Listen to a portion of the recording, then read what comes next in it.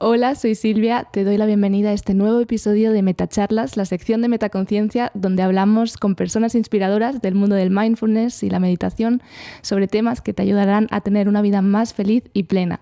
Hoy estoy con Mar y José de Experiencias Sublimes, un proyecto súper interesante que me ha llegado la vida, el universo, algo que vamos a hablar hoy mucho, me ha hecho llegar aquí en Santa Marta, Colombia. Es un proyecto que une la espiritualidad, la magia con la ciencia, y para mí me parece un proyecto precioso porque justamente siento que tengo estas dos partes, ¿no? La parte más espiritual, mágica, intuitiva, y esta otra parte científica. Yo me he criado con el pensamiento racional, la ciencia, como todo tiene que tener una explicación, y siento que este proyecto consigue unir esas dos partes, así que quería que también tú lo conozcas. Yo he tenido la oportunidad de conocer mi código de códigos espirituales, es de lo que vamos a hablar hoy, y la verdad es que me ha sorprendido muchísimo. He tenido la oportunidad de ver a otra gente cercana a mí que ha aprendido sobre su código y también las cosas le cuadraban muchísimo. Entonces, quería que veas esta entrevista con la mente abierta y ver de qué forma te puede a ti llegar. Me hace mucha ilusión tenerles aquí. Gracias por estar hoy aquí. Quería empezar con la pregunta: si tuvieran que explicarle a un niño de 5 años qué son los códigos espirituales, ¿cómo se lo explicarían de una forma rápida, didáctica? Yo les diría, es una brújula para que te puedas guiar en la vida. ¡Wow! ¡Qué bonito! Así, se los diría. Y este saber es así de maravilloso porque el sol, digamos, nos deja mirar la realidad, ¿no? Y de pronto tomar caminos hacia el norte, al sur, al oeste y todo este rollo. Pero también cómo emprendemos esos caminos interiores. Y entonces nos fuimos dando cuenta que está relacionado con la calidad de la información que tenemos adentro de nosotros, de nuestras experiencias. Y cuando vamos codificando las experiencias de esa realidad que le llamamos vida, entonces nos preguntamos por qué nuestras vidas son tan diferentes a lo mejor a la de otra persona que está junto con nosotros en ese momento, pero que son aparentemente muy alejadas. Y al cabo de conocer un poco esta información, te das cuenta que no es que esté alejada, sino que es otro código. Ahora vamos a hablar más en detalle de qué son los códigos, cómo se relacionan los códigos con la ciencia, por qué esta relación. Pero, bueno, no sé si tú le darías otra explicación a este niño de 5 años. Sí, fíjate que le diría que si quiere conocer a su ser interior. Y si el niño me dice que sí, entonces le compartiría su código. Siento que es una forma los códigos son una forma de conocer el interior de las cosas, lo que no se ve de las cosas. Wow, el interior de las cosas, qué profundo. Todo esto viene de una investigación que llevas haciendo, José, de más de 15 años, si no me equivoco. ¿Por qué? O sea, ¿cómo comenzaste y cómo decidiste que querías dedicar tanto esfuerzo, tanto tiempo a esta investigación? Sí, yo creo que es el motor que llama a todos los científicos a estos procesos larguísimos para descubrir lo que hay después de ese momento donde todo parece que se une y ante tus ojos ocurre la magia. Entonces, me parece sumamente importante que esto lo podamos compartir desde esa visión porque es sostenernos en una idea durante muchos años y no perder como ni la esperanza, ni el camino, ni la fe de que aquello quizás un poco más y un poco más al siguiente día y un poco más al siguiente día y dices, bueno, a lo mejor sí llegaré a algún lado o no, y un poco más al siguiente día y de pronto llega el momento en donde sí, se abre, ¿no? Y esa sensación es tan poderosa porque entonces me conecta con el principio del por qué estoy acá. Y era de alguna manera descubrir por qué todos éramos tan diferentes y estábamos siendo, de alguna manera, siendo educados dentro de una estructura que a mí me parecía a veces un poco adversa a mi propia manera de ver el mundo como un niño. Entonces yo decía, pero ¿por qué llego a un lugar donde la sabiduría no existe y se ha comercializado todo, se ha materializado todas las dimensiones, la dimensión mental, la dimensión emocional, la dimensión espiritual, la dimensión corporal? ¿Cómo sabemos que se materializa? Porque comienzo a comparar mi cuerpo con el de los otros. Y ahí entonces ya estoy mermando mis posibilidades de mi cuerpo físico. Y luego, materialismo dentro de mis emociones. Pues solo tales me gustan, otras emociones no me gustan. Y entonces ya no encuentro la sabiduría dentro de aquellas otras emociones que no son exactamente que me gustan, pero que quizás entonces me enseñan. Pero yo las corto y ya no las aprovecho. Entonces, ¿en qué momento decides tú? Bueno, si puedes contar un poco más de qué era tu investigación, qué querías realmente ver, claro. Y por qué decidiste enfocarte en eso. Sí, porque entonces al entender que quizás yo estaba siendo juzgado desde una visión cerrada como niño, una visión cerrada, digamos, de mis papás, y que de pronto no podía yo entenderme con ellos, ni ellos conmigo, porque ellos esperaban de mí una reacción física material, ¿no? Como de sacar dieces en la escuela, que es el materialismo dentro de la mente. Y yo tenía ganas de hablar con ellos o de vivir cosas hermosas con ellos, ¿no? Nada que ver como con la escuela. Pero entonces cada uno responde a un principio. Yo decía, pero ¿por qué respondemos a principios tan distintos si somos de la misma familia o somos uno el legado del otro? Entonces, bueno, eso me lleva a intentar algo absurdo, que es medianamente entender qué estamos haciendo dentro de esta realidad y si esta realidad tiene otras maneras de leerse que no sea solo la que se nos ha heredado sistémicamente. Y a partir de eso comienzo a hacer mis estudios, así, digamos, metodológicos, ¿no? Para comenzar a entender primero por qué todos somos distintos.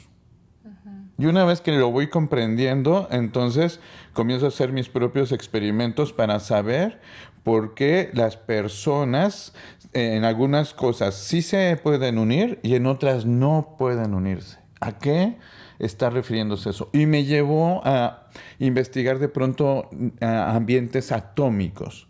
¿Cómo funciona un electrón adentro de un átomo? Porque tú eres científico, no sé, ¿qué estudiaste exactamente? Sí, yo estudié física matemática, física mecánica y ahora física cuántica. Y he usado mis laboratorios científicos para el ser humano por medio de las artes. O sea, mi laboratorio ha sido el mundo de la creación, pero la creación con un objetivo muy científico, pero que no se devela en cuando tú lo ves, sino que hasta cuando te lo explico. Pero cuando la gente lo ve, de entrada ya le comienza a decir muchas cosas. Y ya cuando se lo explico dicen, wow, es que yo conecté por esta idea y por esto. Y digo, sí, entiendo, porque ahora mi arte, como tiene una lógica psicológica, entonces sé a qué público le estoy hablando con cada una de mis acciones. Entonces eso también me va permitiendo generar puentes cognitivos y de realidad, que entonces nos vamos todos uniendo para co-crear la realidad. O sea, utilizaste tus conocimientos de la matemática, de las ciencias, para entender por qué cada uno somos diferentes y de qué manera. Exactamente. Porque es muy fácil verlo en las lógicas de los materiales con los que está construida la materia, que esa sería nuestra tabla periódica, ¿cierto? Eso nos habla de qué átomos están comprendidos adentro de cualquier cosa. Pero, ¿y qué pasa con lo que sentimos que está dentro de esa materia y que no es materia? Pero sí que lo vivimos, sí que lo sentimos, sí que hasta lo reímos y toda una serie de cosas, pero eso no lo podemos ver.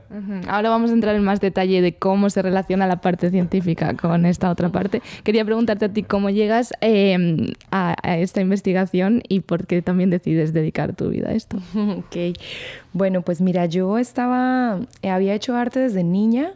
pero estaba estudiando una carrera que se llama Planeación para el Desarrollo Social, que conjuga pues varias disciplinas sociales, pero están destinadas a entender el tema de la creación de proyectos para el desarrollo social.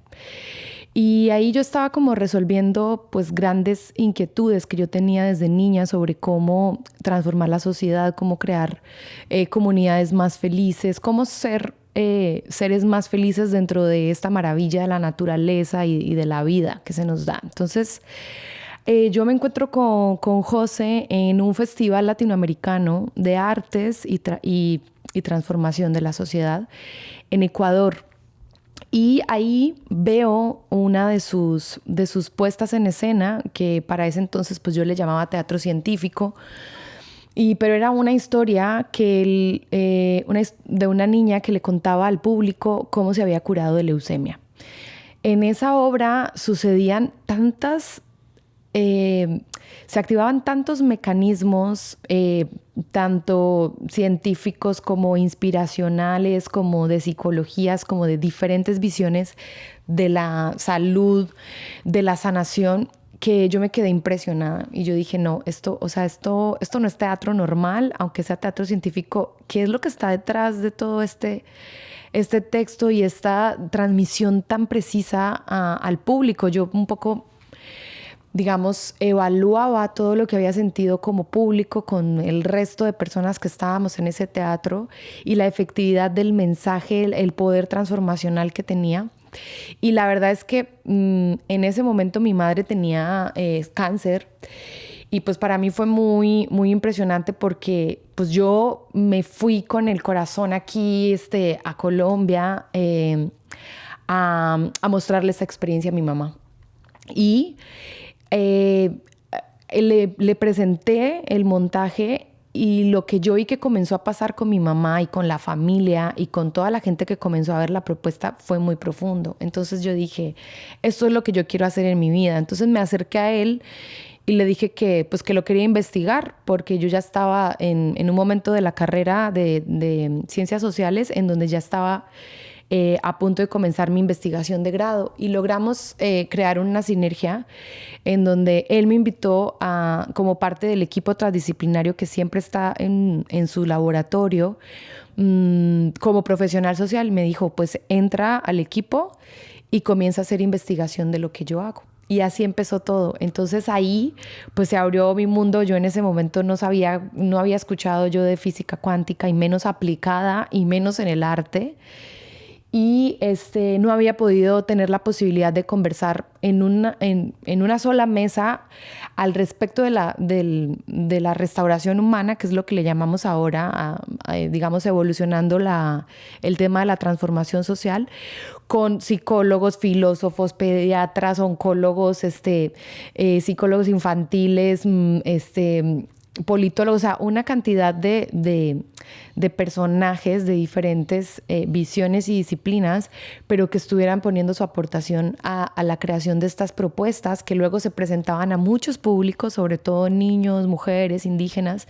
Y esa fue toda mi práctica y ha sido pues mi investigación. Desde ese entonces pues ya yo me quedé me enamoré de José, me quedé con él y comencé a ser parte del propio laboratorio y a poner lo que yo entendía y sabía, un poco aportar ahí y hacer comprobación de la información. A eso me he dedicado yo, a hacer como mucho evaluación, seguimiento y comprobación de lo que pasa con esta información y de lo que pasa con estas herramientas aplicadas a la escala humana. Porque a partir de esta investigación se crean estos códigos, pero estos códigos luego se han ido aplicando. O sea, más o menos me puedes hacer una idea de con cuánta gente se ha investigado, Wow. Cuánta gente se ha... Pues mira, cuando yo entro al laboratorio, José ya llevaba al menos 3 proyectos de giras nacionales en México, con escuelas primarias de todo el país. O sea, entonces el laboratorio que él había hecho con niños era muy amplio, pero lo que fuimos haciendo con el tiempo es, digamos, acotarlo más, tener como menos personas, pero poder hacer entrevistas a profundidad, hacer investigaciones mucho más profundas de ellos. Entonces, no te sabría decir como una cantidad específica, pero lo que sí es que esa comprobación tiene más de 10 años como de continuidad.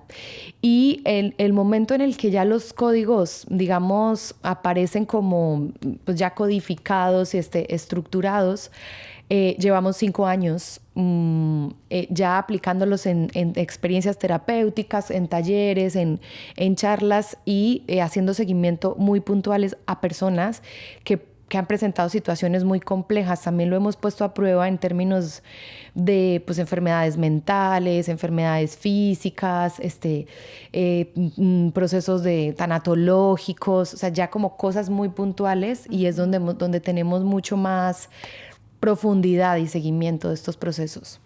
Totalmente, pero sí que es una investigación como reciente, ¿no? Comparado con otras. Es reciente. Ahora sí, quería que me contaras un poco más de cómo se relaciona, o sea, cómo empiezas a relacionarlo con la parte científica. Me llamó mucho la atención esto que comentaste el otro día de un algoritmo que se repite y a partir del cual conseguiste llegar a esos códigos. Así sé que va muy en profundidad y con muchos términos científicos, pero para que lo podamos entender. Bueno, es muy interesante la pregunta porque me remonta al momento justo de que habla Marjorie cuando estábamos con los equipos transdisciplinarios de varias disciplinas a nivel ya muy profesionales, muy de doctorados, muchos participantes que son realmente eminencias en sus campos. Y estas aportaciones que ellos me fueron dando no solo eran para la producción, digamos, de un arte que pudiera llegar a sanar en el momento en que tú lo ves cómo funciona, dices cómo la gente cambió su estructura. Por una obra que acaba de ver, los vimos entrar todos un poco, digamos, enfermos y hasta tristes, y salen todos alegres y contentos, ¿no? Y van otra vez a sus camas. Pero ya ese público pasó por un proceso de sanación que yo lo abriría como un proceso de sabiduría. Es decir, dejaron ignorancia y la ignorancia pesa como enfermedad. Y eso es como el principal objetivo que tienen todos mis productos. Quitar la ignorancia es como poner más bien un parche de sabiduría que te permita entender por qué estás en la situación que estás y también cómo salir de ahí. Ese es como mi plan dentro de las obras que hago, porque es lo que me permite hacer la ciencia. O sea, la ciencia no solamente me permite testear la situación, sino que además me lleva a darle una solución y hasta una transformación tan poderosa que quizás ni siquiera te des cuenta que ese problema existió. Ahí es donde yo digo, si la ciencia sirve para algo, debería de servir para algo así, de ese nivel.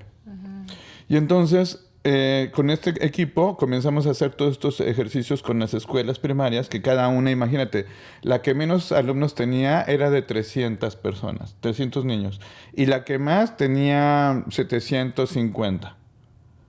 Entonces tú dices, y estuvimos 10 años atendiendo escuelas, no sé, unas 50 por año, tienes, no sé, más o menos 500 escuelas de 700 o 500 alumnos en promedio estudiados con estas estructuras. Por eso dice Mayor que es como de quién sabe hasta dónde llegue, porque los mismos maestros nos ayudaban a hacer la investigación en las escuelas.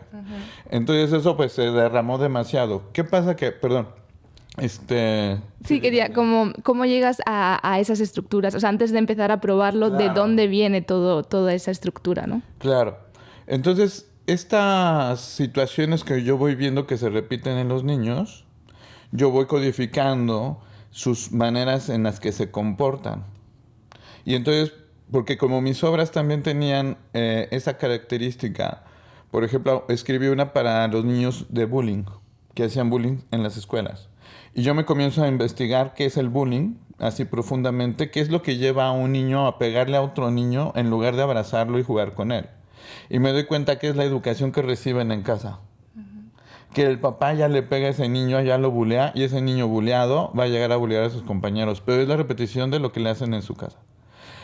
Entonces, yo vi eso como una especie de programación, es decir, nos estamos programando socialmente con las propias actividades o situaciones que nos ocurren. Eso es una programación, pero si mi situación es positiva, me bien programé, por así decirlo, pero si mi situación en ese mismo contexto fue negativa, entonces ya no quiero esa programación, quiero salir de ahí, me cuesta seguir ahí, ¿sabes? Uh-huh. Entonces fui atendiendo esas dimensiones en varias capas. Una capa eran los niños que ya estaban ahí, otra capa era la misma escuela que no entendía bien cómo funcionaba esa situación, y otra capa fue la de los papás. Cuando yo encuentro las 3 dimensiones de esa estructura y yo como la 4ª dimensión investigadora, me doy cuenta de que todo lo puedo desdoblar en 4 estructuras, 4 posibilidades de mirarlo. Uh-huh. Y entonces vienen los algoritmos, el cuerpo físico, cuerpo emocional, cuerpo mental y cuerpo espiritual. Y comienzo a evaluarlo todo, cómo se enriquece cada uno de los cuerpos con tal o cual acción. Y entonces esos estudios me comienzan a lanzar niños que hacen exactamente lo mismo. Y digo, a ver, ¿y qué día nació? Y de pronto me van ensamblando fechas, ¿no? Yo todavía, eso me duró unos 4 o 5 años, el darme cuenta cómo se ensamblaban todas las fechas, porque al principio era como un rompecabezas, que ya tenía ciertas piezas, pero no alcanzaba a saber cómo se unían todas las demás. Y conforme iban saliendo más y más y más, de pronto veías el dibujo ya de todo el rompecabezas. Dijiste, ya lo logramos. O sea, ya lo que falta nada más es rellenar los espacios, pero ya logramos entender que hay una codificación. Que había una lógica. Una lógica humana que se repetía y que está ahí, en el ambiente. Así nos programamos naturalmente. Con esa obra me gustaría agregar que fue muy clave porque en esa obra se hacía una especie de diagnóstico de cuál era el motivante para que ciertos niños tomaran este rol como de ser los que castigan a los otros, pero ahí en esa misma escuela había niños que salían a defender, o sea, se creaban varias como roles. Entonces, estos que salían a defender a los niños pequeños, había otros niños que simplemente se dejaban sin poner queja, otros que sí ponían queja. Entonces, cuando nosotros hicimos laboratorio con esos niños para saber por qué unos se dejaban, por qué otros querían ser defensores, porque había, y en ese buleador también había otros niños que eran exactamente lo contrario al buleador, o sea, era el líder positivo que guiaba a los niños hacia otras dinámicas lejos de la violencia. Entonces ahí fue donde estuvo muy rica la investigación, porque fuimos descubriendo que esas naturalezas de esos niños sí estaban relacionadas con fechas de nacimiento y con estos contextos que platicaba el de los 4 cuerpos, de cómo había sido esa crianza en la casa, si habían tenido la posibilidad de nutrirse tanto a nivel emocional, mental, espiritual, o habían sido criados muy solo desde el cuerpo físico. Entonces, bueno, es un poco complejo y extenso, pero es una forma como de explicar más fácil el entrecruce que se fue dando de información. ¿En qué momento? Porque supongo que lo comparaste con distintos factores, no solo con la fecha de nacimiento. ¿Por qué se te ocurrió decir y por qué con la fecha de nacimiento y qué sentido tenía a nivel científico que la fecha de nacimiento marcara tanto? Claro, fue algo que, como te comento, se fue emanando a través de nuestras estadísticas. Eso cuando ya estábamos revisando las listas de cómo se habían comportado los niños y hacíamos exámenes comparativos. Y de pronto yo me fui dando cuenta que había niños más o menos de la misma edad que estaban como en la misma estructura, haciendo más o menos las mismas cosas. Y yo me comencé a interesar por esos niños que eran transversalmente distintos por edades, pero tenían una misma fijación, por así decirlo. Uh-huh. Y entonces me voy a revisar sus fechas y algunos niños que eran de la misma edad o del mismo año coincidían en su fecha. Y otros niños de otra, no, pero yo decía, ¿pero por qué los niños ya de sus fechas? Me queda claro que pues porque nacieron el mismo día, pues pueden tener mucha relación en este asunto. Pero estos otros niños que son de otros años, pero que también tienen la misma relación, todavía no lo captaba. Entonces me puse a darle como a varias vueltas hasta que en un momento dije, oye, ¿y si fuera por fechas de nacimiento? Y al darnos cuenta de fecha de nacimiento, pues la revisamos y en lo solar no nos decía nada. Digamos, en los códigos de un año solar 365 años, no me daba una estructura. Pero cuando yo me comienzo a asomar a la relación nocturna, que está en una estructura de 260, un conteo de 260, ahí sí coincidió la secuencia. A mí me gustaría agregar algo, sí. Este tema es bien interesante haber dado con que la fecha de nacimiento puede ser un elemento muy relevante. Y bueno, digamos, cuando yo pienso en el momento en el que alguien nace así sin tener como más información, a mí de entrada se me hace muy importante y relevante el cambio energético que tienes como persona después de estar 9 meses aproximadamente en el vientre, en un vientre en agua, a oscuras, donde estuviste pues como con tus sentidos, con otros sentidos de pronto activados, pero estuviste recibiendo como esa influencia de algo que no sabías qué era, pero que iba a ser, que luego te das cuenta que es tu madre, que estás en el vientre de un cuerpo. En fin, ese cambio de pasar de esos 9 meses a salir a un entorno en donde tú respiras por ti mismo, tú comienzas a comer por ti mismo, ves la luz del sol. Para muchas culturas ancestrales y milenarias, ese momento ha sido bien importante por esto que estoy platicando y por una serie de estudios que se han hecho sobre diferentes calendarios que están convergiendo día con día. Cuando uno estudia el calendario agrícola, por ejemplo, que es este calendario de las estaciones, y cuando tú estudias que en inteligencia emocional las propias estaciones sí nos ponen o nos disponen emocionalmente y psicológicamente para diferentes aptitudes y actitudes, tú comienzas a preguntarte qué otras influencias, aparte de que haya primavera o de que sea invierno, qué otras influencias de la energía que está día con día te pueden influir y a qué niveles. Y ese creo que es otro capítulo de la investigación, cuando encontramos que muchos calendarios ancestrales o que muchos conteos matemáticos que han estado tomando fuerza en los últimos tiempos también están entendiendo que sí hay unas disposiciones energéticas que influyen tanto a nivel físico como emocional y psicológico. Sí, ese era un tema que también quería tratar porque me lo habían comentado de antes y también fue como... una parte de la investigación fue esta parte de entrar en contacto con culturas chamánicas, ancestrales distintas y ver en qué puntos se relacionaban y entenderlo y empezar a investigarlo desde la parte científica, ¿no? ¿Cómo fue ese proceso? Sí, mira,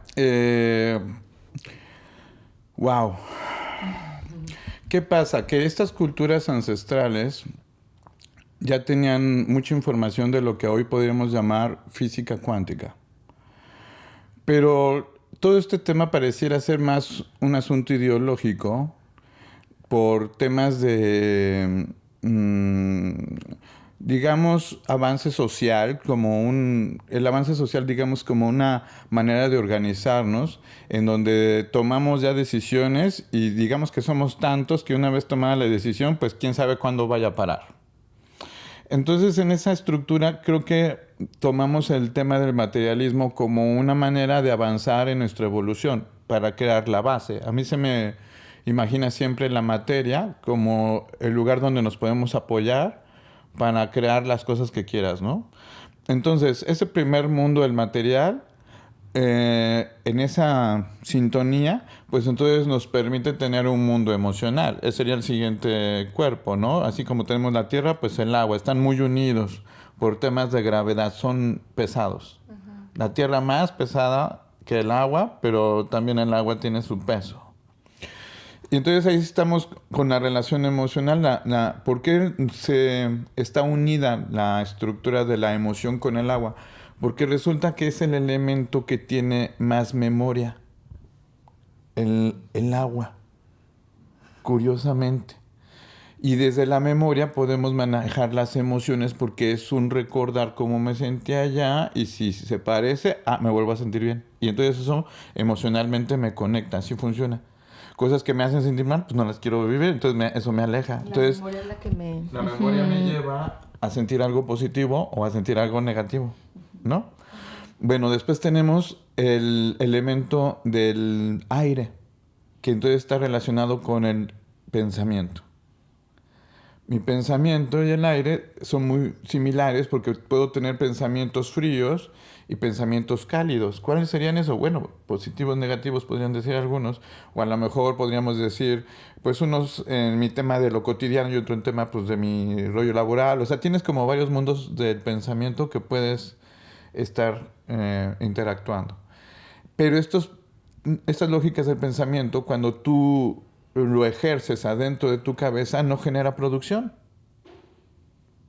Es decir, no necesitas una bodega gigante para guardar todos tus recuerdos. Todos caben en ti. Eso es una Algunos maravilla. se van olvidando poco a poco. Puede ser, pero es como si de todas maneras están dentro de tu estructura. A lo mejor no los recuerdas con conciencia, pero algo dentro de ti los tiene guardados, ¿no? Es decir, nuestro mismo roce atómico con la realidad ya queda en el átomo grabado. Es algo también muy padre de la cuántica, que te das cuenta que el átomo tiene también lógicas como el agua. También se le quedan grabadas mucha información. Entonces ya el átomo por sí mismo es casi como una USB si sabes cómo mirarla o cómo leerla. Pero pues también puede ser una bolita con 3 bolitas y ya, ¿no? O sea, depende cómo veas ese poder y si logras como articularlo. Bueno, ¿en qué estaba? Perdón. Cómo las culturas chamánicas se relacionan sí. en la Entonces, investigación. comencé a conocer a estas culturas porque pues estas investigaciones también a ellos les interesaban mucho porque aun cuando sean chamánicas, debemos de recordar que hubo ciertas épocas donde los chamanes pues también fueron como un poco perdiendo esa información porque no había manera de dejarlo como en estructuras, digamos, labradas, o sea, sí hay mucho de eso, pero ellos mismos dicen, sí, pero esos son piedras con jeroglíficos o con información. Lo que nos interesa es la información grabada ahí, no es el grabado de la pirámide. Y el problema es que hoy estamos adorando los grabados en lugar de entender lo que dicen. ¿Qué era ese, el significado de cada cosa? Ajá. Y entonces cuando llego a veces con estos mundos chamánicos, entiendo que algunos de ellos son canalizadores. No son exactamente gente que venga de la tradición de su cultura llevando información, digamos, a contraviento y manera. Ellos siguen manteniendo su información tal cual, que esos serían los mayas, que son con los que he visto que coordinan perfectamente un seguimiento de sus tradiciones y también a la par van actualizándose de tal manera que tiene científicos que también son chamanes. Wow. Bueno, que no se les dice chamanes no tampoco en ese mundo. Porque el chamán es como un término más europeo, exacto, más de Rusia. Y acá es como el tema de los maestros. O guías espirituales. Ajá. Aunque lo que algunos entendemos como chamanes, en realidad ellos se llaman guías espirituales. Ellos tienen como esa percepción de que pueden entender estructuras de la naturaleza y asistir de manera asociada a las personas para sanar y al comprender. Entonces, yo veo que hay varios tipos, ¿no? Unos que son entonces los que son canalizadores, que nacieron ahorita y necesitan conectar a las personas y no, por tanto, ocupan toda esa cultura para sanarlos, sino que son de verdad canalizadores que también se transmutan o se transforman al momento de hacerlo. Y otros que vienen con este bagaje. Entonces yo me conecté con los del bagaje. ¿Por qué? Porque yo quería saber si en ese bagaje se estaba hablando de ciencia o de qué estaban hablando. Y cuando me encuentro entonces a los mayas, que ellos todo su bagaje está, digamos, estructurado bajo lógicas matemáticas que están unidas o vienen todas de la naturaleza y las puedes mirar en la propia naturaleza, yo me quedé fundido porque dije, wow, jamás nadie me había enseñado a leer la naturaleza. Y ahí comienza otra historia, ya la parte de unir entonces los estudios científicos que llevábamos y entonces ahora fundirlos con esta información que era ancestral, pero que está en la naturaleza. Es decir, no es el chamán el que te la baja, sino que él solamente te dice, o el guía te dice, sí, pero ahí está. O sea, no soy yo el que te la está diciendo, ahí está. Yo quizás solo lo único que te estoy avisando es cómo hacerla consciente. Y entonces yo aprovecho ese momento para decir, perfecto, entonces ¿cuáles son los códigos que ustedes manejan desde esas estructuras? Y ellos me lanzan, cada cultura, digamos maya, tiene los propios suyos. Yo les preguntaba por qué ellos no tenían un solo lenguaje maya, porque además pues había todas otras culturas que estábamos esperando como algo así, y ellos me explican, mira, es que nosotros como culturas ancestrales, cada uno nacemos de los entornos naturales de donde viene nuestra humanidad. Por tanto, si yo soy de un territorio jaguar, mi lenguaje está desarrollado para hablar también con los jaguares. Yo me quedé súper sorprendido. Y dice, pero también nuestros compañeros águilas que viven en las montañas, todo su lenguaje, aunque es maya, está dispuesto para hablar con las águilas. Y yo, o sea, cada vez que me decían algo así, se me ponía la piel chinita. Pero decía, ¿en serio pueden hablar con ellos? Me dicen, sí, hay un lenguaje. Pero es una manera que es tan profundo que entonces eso ya no te deja como hacer muchas actividades de las que hacemos en la otra dimensión cuando somos, digamos, materialistas. Y estamos en el rollo del dinero, los negocios, el antro y todo ese rollo. Entonces dices, es que ese otro mundo no te deja ver este.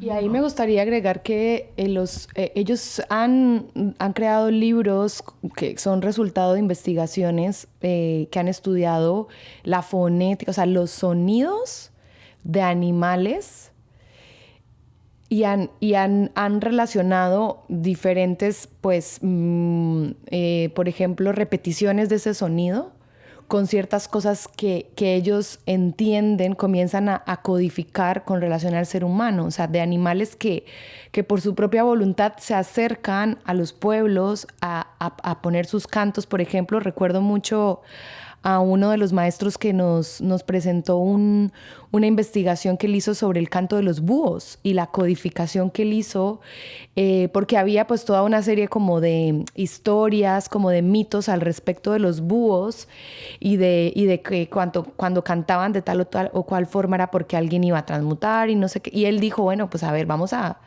entrar a entender esto lo más pues científicamente posible, comprobable, y desarrolló un libro sobre ese, que igual en este momento no me acuerdo el nombre, pero te lo dejo para que lo pongamos por ahí. En las notas, en la descripción del episodio. Sí. Bueno, y digamos, como para ir cerrando esta parte, entonces cuando ellos me abren esos conocimientos, yo me doy cuenta que también ellos están, para explicármelos, me los están explicando con conceptos. Pero ellos me están hablando de cosas que ellos se enteran, digamos, de manera muy natural. No necesitan ir a un pizarrón o a una escuela para saber hablar con las águilas o con los jaguares. O sea, eso es muy interesantísimo porque ellos hallan una manera de encontrar en la naturaleza la escuela y generar lenguaje. Entonces, cuando ellos me comienzan a hablar de cómo son sus lenguajes y cómo están codificados, ellos usan mucho los animales. Y entonces yo dije, wow, pero fíjate cómo entonces ellos al usar el español le están poniendo conceptos y yo ya traigo los conceptos de mis investigaciones con los niños. Entonces yo dije, ok, ahora ya me hace mucho sentido porque entonces yo ya puedo ahora mirar cómo es este niño en su parte de cómo se mueve, bajo qué conceptos, y ahora entiendo que los animales, si tú los ves como un concepto, pues la liebre es la rápida, el jaguar es el valiente, el armadillo es el que toma decisiones así como siempre pensando lo más acertado. O sea, como que cada uno ya tenía valores y yo dije, perfecto, puedo comenzarlos ahora sí a fundir en términos de las maneras en que estoy viendo cómo estos niños se están guiando. Y ahora puedo hacer un planteamiento como con los animales para podérselos explicar más rápido. Exacto. Pero ahí también hay que decir que cuando nosotros comenzamos a visitar diferentes comunidades indígenas, no solo en México, sino también, en México muchas, empezando por la Purépecha, que es de donde nosotros estamos, pero también las del desierto. En Colombia también estuvimos con los Embera, hemos estado con varias familias Embera. y ellos nos explicaban cuál era la forma que ellos iban entendiendo el comportamiento animal. O sea, antes de que la etología existiera como una rama de la biología que estudia el comportamiento animal, ellos tenían miles de años observando a los animales en su estado pues silvestre, y también esos animales que se dejaban ver y que querían tener contacto humano, y ellos iban haciendo pues como muchos apuntes sobre este comportamiento y cuál era la relación, la metáfora de pronto con la psicología humana. Y eso también es otro capítulo de la investigación. Ay, qué interesante. Es que me he reído cuando has dicho etología porque yo quería estudiar biología, pero específicamente quería estudiar etología. Yo igual. La psicología de los animales siempre me ha parecido como, sí, un encanto cómo se relacionaba. Sí, pero me parece también súper interesante la parte de cómo todo esto, lo de los animales y todos estos símbolos que utilizan, en realidad son una metáfora, ¿no? Para hablar de algo mucho mayor que nos es como humanos muy difícil de entender sin este tipo de metáforas. Sí. Quería, porque han dicho, pues por ejemplo, lo que hablábamos de cómo pues hablar con las águilas y nuestro mundo materialista es difícil de compaginar, ¿no? Entonces, como una persona normal, vamos a llamarla normal, puede beneficiarse de saber su código, de aprender su código. Si me pueden poner como algún ejemplo, alguna historia de cómo le han contado su código y cómo ha cambiado su vida a partir de entonces. Yo lo que trato de compartirles, como me doy cuenta, es cuando tenemos nuestras dimensiones, nuestras 4 dimensiones no están alineadas. Sí, y mi dimensión, a ver, ¿cuáles son? Mi dimensión corporal física se alimenta entonces de aquellos alimentos 3D que yo consumo en el mercado, o en su defecto en un supermercado, o en su peor defecto en la tiendita, ¿no? De la esquina. Ese sería mi alimento 3D, para un cuerpo 3D. Pero después viene mi alimento emocional.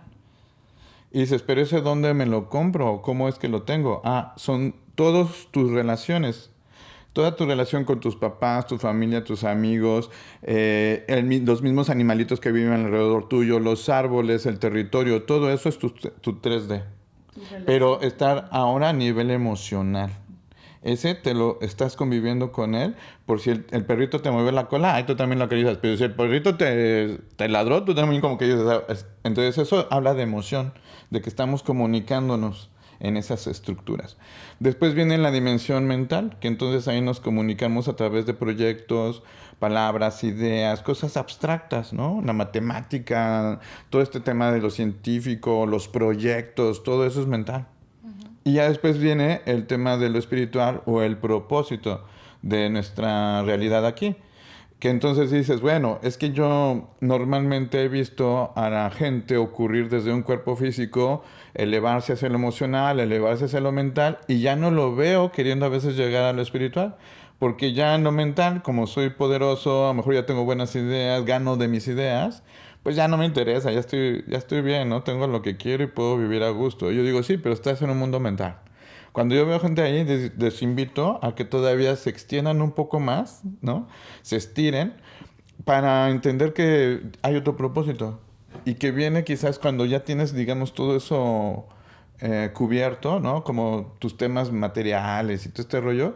Yo digo, date la oportunidad entonces ahora de elevarte a nivel espiritual, porque es entender el para qué estás acá. ¿Y cómo se hace eso, no? Y le digo, bueno, primero es como entender que estamos en dimensiones que podríamos comenzar a usar de manera distinta. Y la primera manera que hay que hacer es cambiar el principio de sacrificio por el principio de plenitud. Fíjate. Un principio de hago las cosas por sacrificio, voy a sacrificar mi vida para poder darle la escuela a no sé quién y le voy a pagar toda su universidad. Yo digo, sí, pero mejor hazlo por plenitud. Que te haga pleno ayudarle a esa persona o a ese hijo tuyo, te hace pleno pagarle su educación y tenerlo contigo y amarlo. Porque si lo haces por sacrificio, eso sí va a marcar muchísimo en la historia cómo se va a escribir. Entonces, cuando entramos a esta estructura de las terapias, lo primero es basarnos a ese principio. ¿Qué vamos a hacer como plenitud? Porque entonces ahí te llevo instantáneamente a tu primer cuerpo, al del propósito. Ahí, con solo decirte, a ver, por plenitud, ¿qué harías? ¡Pum! Estás en tu mundo espiritual. Y ahora sí, ya que sabemos tu poder espiritual, porque eso lo harías, te paguen o no te paguen, eso es a lo que vienes. Entonces ahora sí ya vienes bajando con la mente que se sincronicen con ese poder espiritual. Ahora ya son ideas muy específicas, ya no son cualquier idea, no es cualquier proyecto, ya son cosas que se unen con esto. Y de ahí ya voy hacia mi parte emocional, ya no son todas las personas, no, son solo personas que me captan este mensaje con el que voy bajando. Y ya cuando llega a mi cuerpo físico material, yo digo, pues ¿de qué lo alimento? Pues de las cosas que necesitan para pensar esto, para sentir esto y para crear esto. Perfecto, ya tengo mi alimento. Ya no es lo que siempre suelo comer. No son las tapas. No es el baguette gigante, no es el espagueti. Comienzan a hacer otros alimentos que sabes que se alinean. Por ejemplo, cuando vas a pensar mucho, nueces y cosas verdes. Cuando vas a tener mucho esfuerzo físico, entonces proteínas y vitaminas.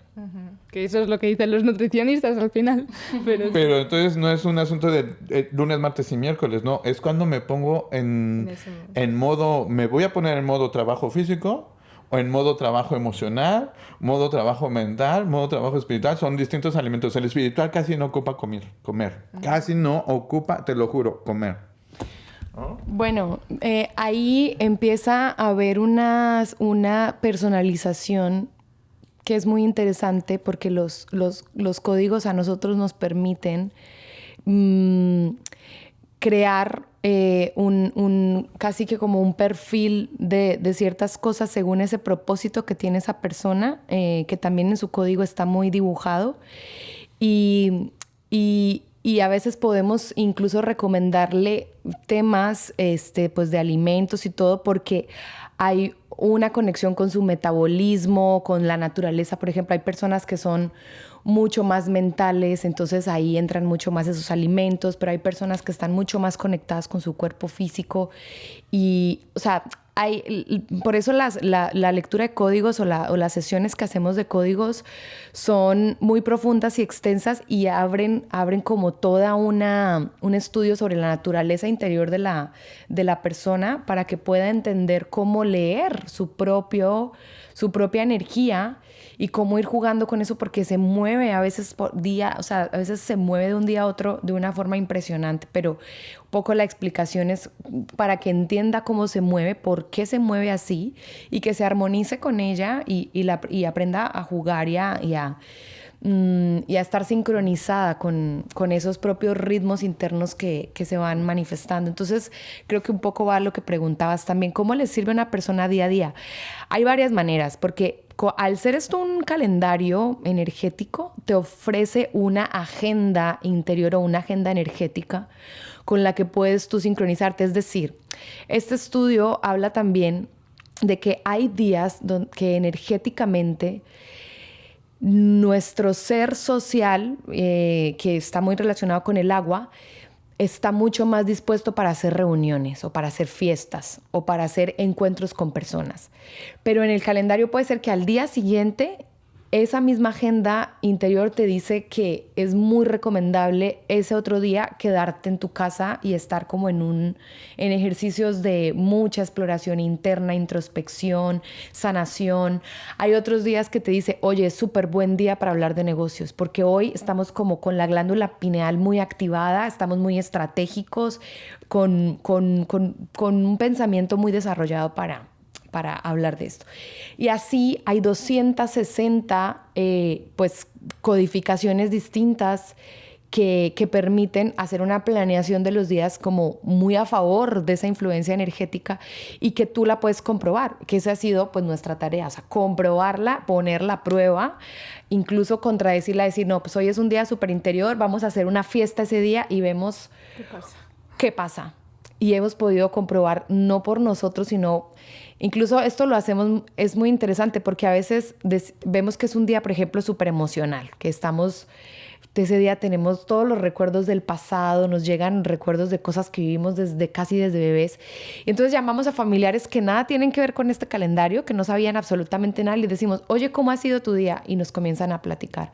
Oye, pues desde que soñé con mi abuelita, yo no sé qué. En la mañana estaba recordando el cumpleaños tuyo que tuvo, yo no sé qué, Y hoy he estado muy sensible y me ha dado por llorar y me siento como soltando. Entonces, hemos estado, o sea, ahí es donde hacemos como todas las anotaciones y vamos jugando con esas 260 posibilidades. Y ha sido muy interesante ver, pues, esa matemática exacta que se revela dentro de eso. Y saber el código interno, pues, es impresionante porque yo creo que si yo hubiera sabido mi código interno desde niña, me hubiera evitado grandes situaciones que tuve pues con mis hermanas, con mis papás y sobre todo de juicios, porque lo que comenzaba a platicar José es que cuando no sabemos por qué somos tan distintos, pues ¿qué tenemos? Pues juzgarnos, compararnos, confrontarnos. No hay como más, o sea, no nos enseñan a gestionar esto de otra forma.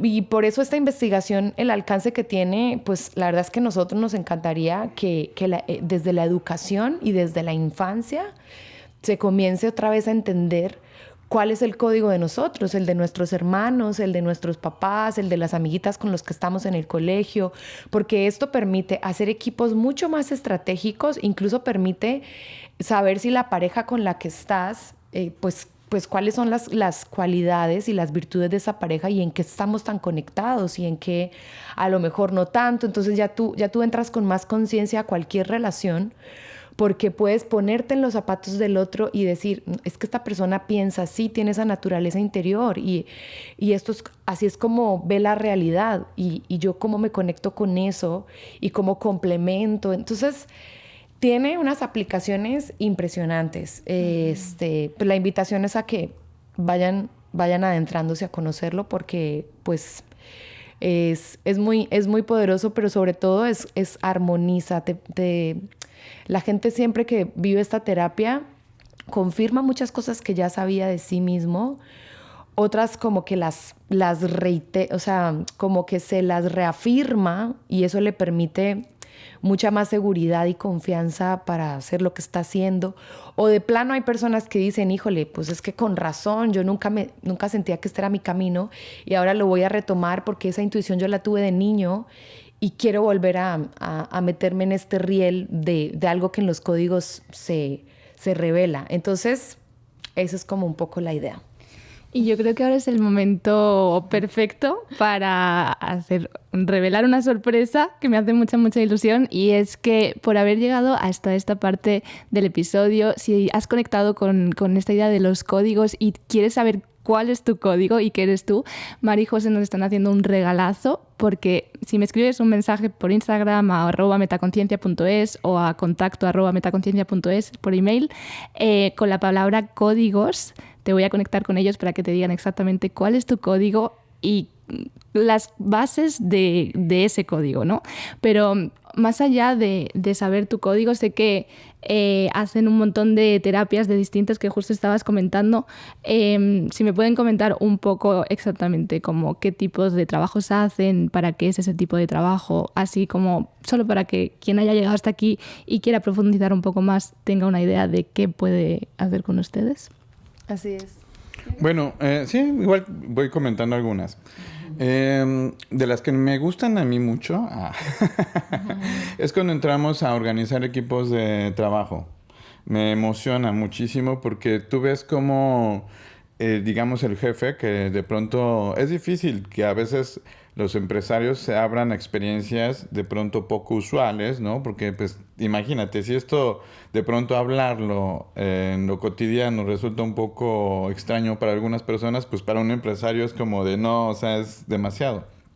Pero cuando hemos encontrado esa sensibilidad y se abren a la posibilidad, es maravilloso porque tú ves cómo ellos cambian su actitud, su cara, su todo, porque ven cómo la gente responde mágicamente distinto a lo que se ocupa.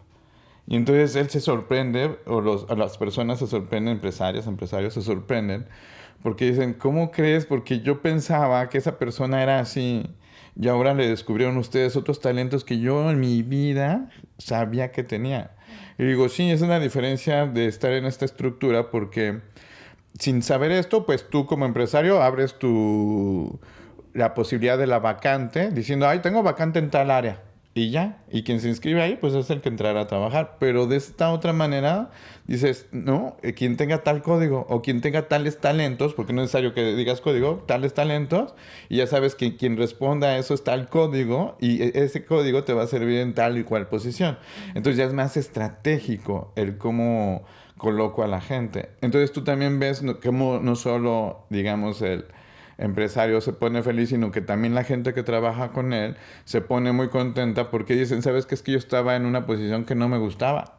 Y yo lo tenía que hacer porque necesito el dinero y sí me cae bien el proyecto y todo, pero esa posición no me gustaba. Pero bueno, ahí estaba soportando.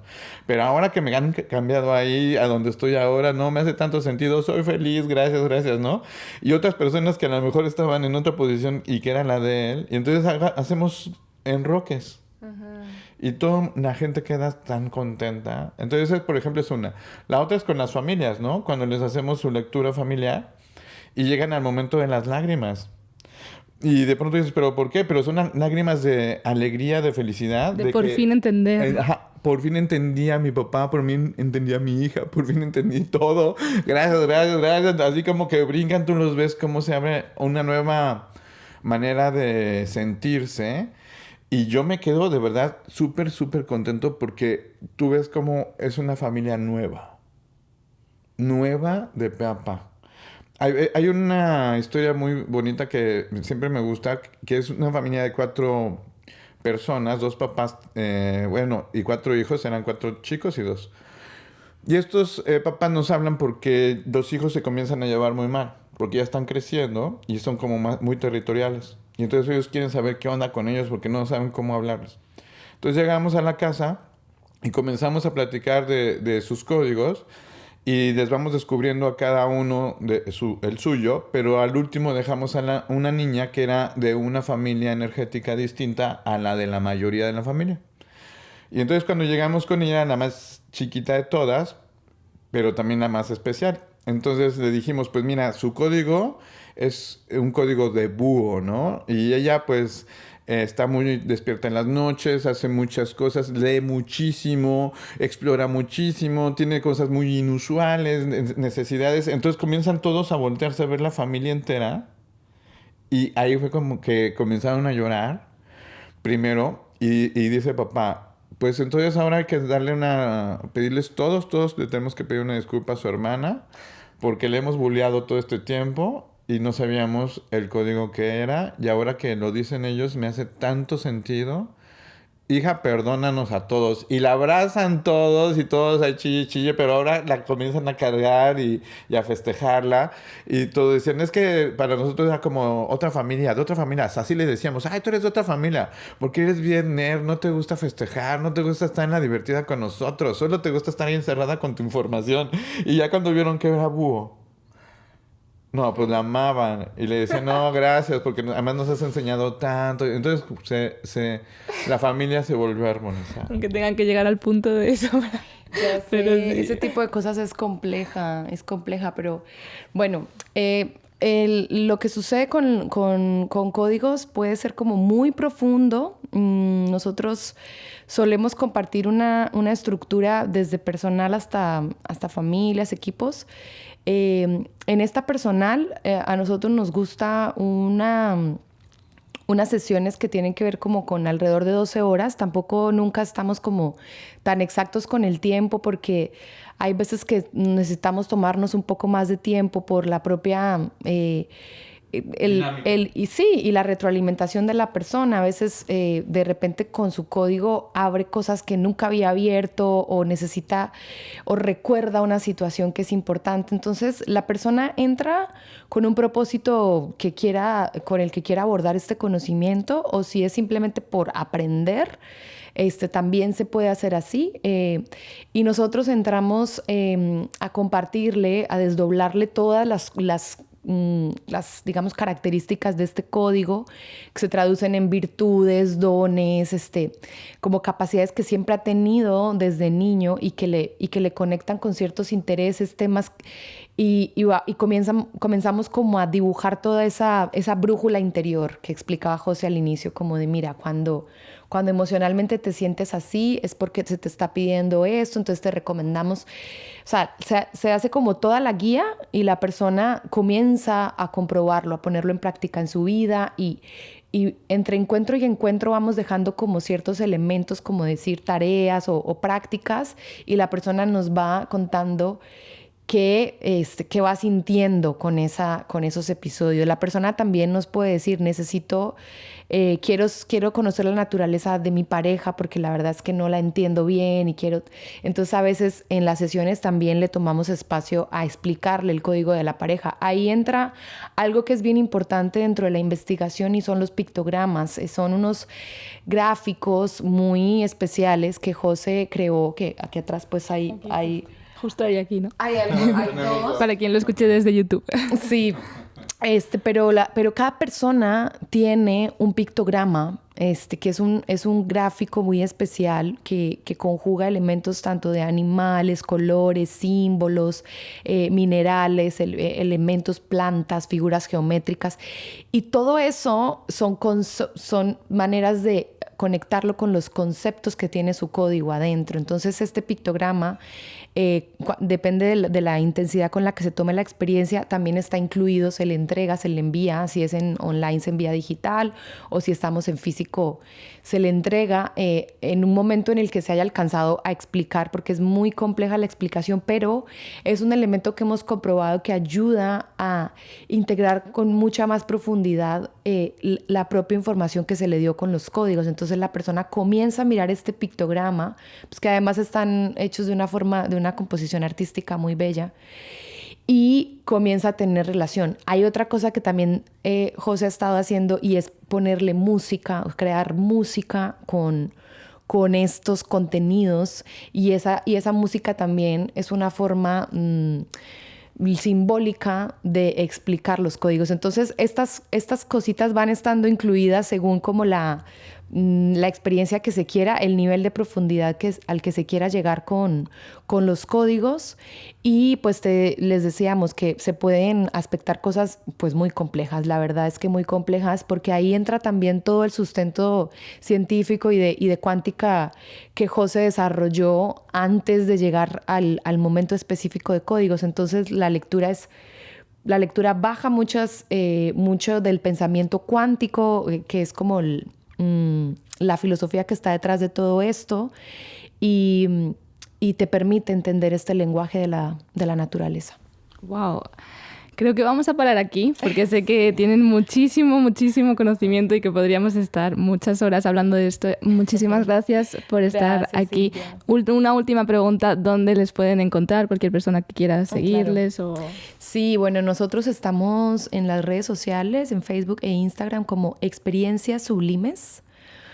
Y tenemos un contacto de WhatsApp que es el +52 44 32 30 42 68.